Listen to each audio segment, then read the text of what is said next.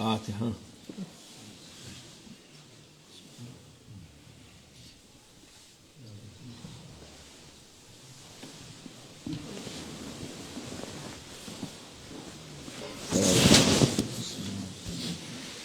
أعوذ بالله من الشيطان الرجيم بسم الله الرحمن الرحيم والصلاة والسلام على رسولنا محمد سيد الأولين والآخرين مدد يا رسول الله مدد يا سادات أصحاب رسول الله مدد يا شرف دستور مولا إن شاء الله فاز دعسا إن شاء الله محمد الحقان مدد طريقتنا والصحبة والخير في الجمعية Allah Azze ve Celle muhafaza etsin. Müminlere, kalplerimizi sağlam tutalım inşallah. May Allah Almighty protect the believers, and may Allah Almighty make us keep our hearts strong, inshallah. Çünkü ahir zamanda yaşıyoruz. Ahir zamanın fitneleri çoktur. We are now living in the end of times, and the tribulations of the end of times are many.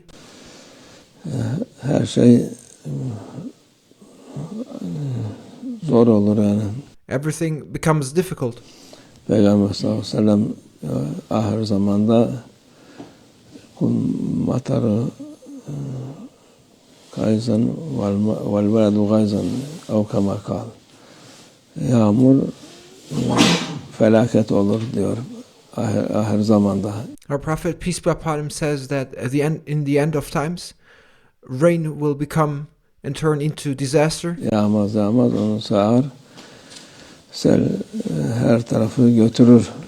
First it will not rain, and it will not continue to not rain, and then when it rains it will turn into floods and carry everything away.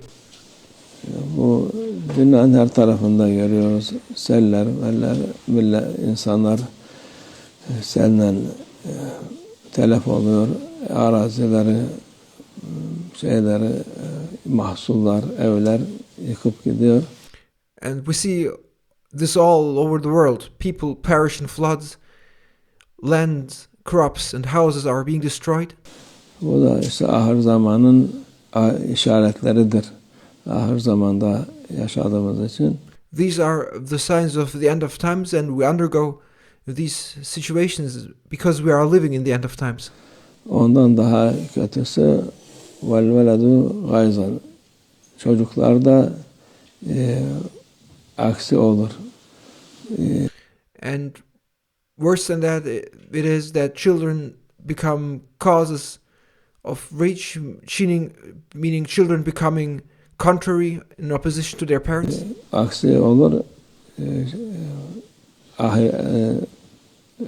Babasına, anasına eziyet veren çocuklar olur diyor.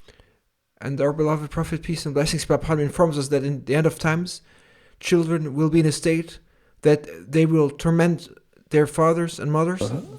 Peygamberimiz. Bu da ahir zamanın işaretlerindendir.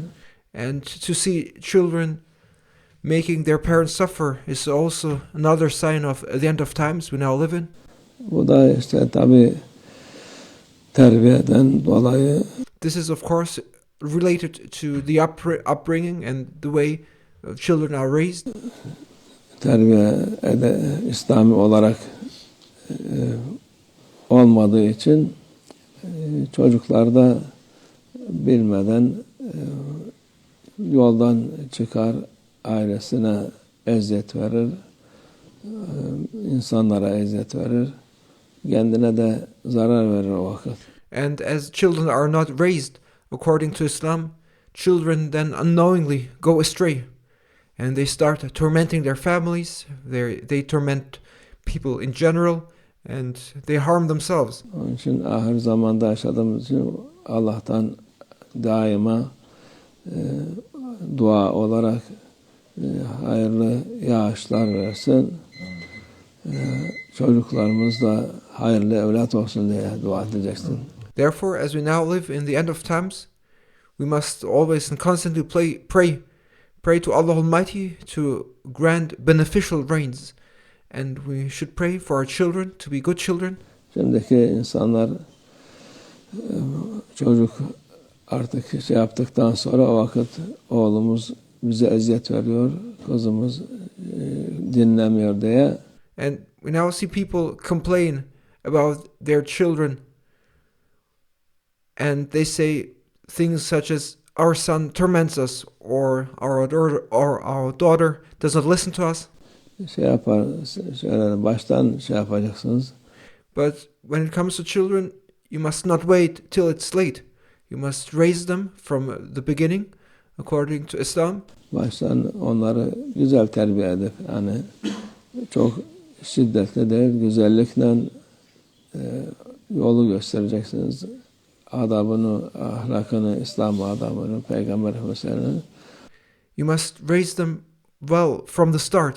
You must show your children from the beginning, not with severity, but with kindness, the teachings of Islam, teaching them good manners, morality, the etiquette of Islam, and the way of the Prophet, peace be upon him. Onları gösterip o yoldan gitmelerini Allah'tan niyaz edeceksiniz ki en mühim şey dediğimiz gibi çocuklar.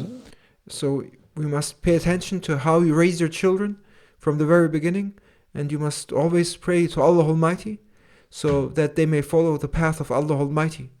Because children, they are the most important ones. Yağış, maaş, o da felakettir ama onların daha büyük felaket insanların hayırlı evlat olmaması. Yani sırf aile için değil, bütün toplum için de mühimdir. Floods are a disaster, and they may destroy floods. But a greater disaster is for a society not to have good children.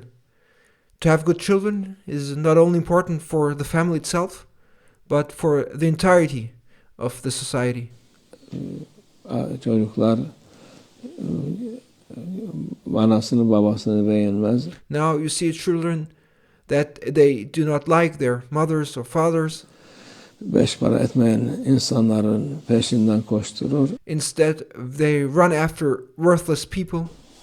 Kendini de telef eder, başkasına eziyet verir.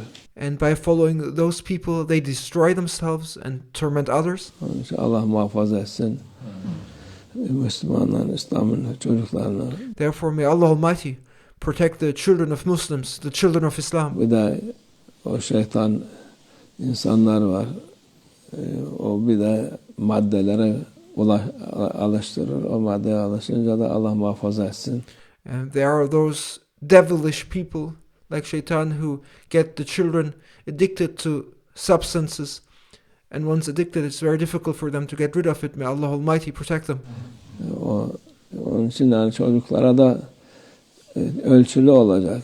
Her şeye önüne vermeyeceksin. Therefore, one needs to be careful and pay attention to upbringing one's children. And everything should be in a measured and balanced way when it comes to raising your children. And you should not put everything just in front of them. Çocuk biraz çalışsın, biraz uğraşsın. Let the child work a little, strive a little. Varsa bile hemen şey yapmayın. Even if you have the means, do not give everything immediately. O bekletin. Make the child learn to wait and be patient. Hemen şey yapıp çocuk anneye babaya hizmet etmesi lazım. Çünkü tersi oluyor. It is the child that needs to serve the mother and the father. But now the opposite happens. Çocuk hangi ne yapacak? Çocuğumuz ne ister varını yoğunu şey yapar, verir insanlar. Now, however, you see parents give everything to their children, asking, what will the child do? What does our child want? Sıkıntı da olur. Özel üniversitede okutur. You see parents give up everything for their children, and even if they are in financial trouble, they send them to private universities. Okumasın, üniversitede gerekmez. O çalışsın, şey yapsın, adam olsun. Allah'a iman eden insan olsun. It is better to make the child stand on their own feet, to let them work, make them become decent people, make them become people who believe in Allah Almighty. It is not necessary for a person to study at the university. Ailesine hürmet eden, hizmet eden insan olsun. Make them to become people, an offspring who serve and are good people. Üniversiteye gönderiyorsun.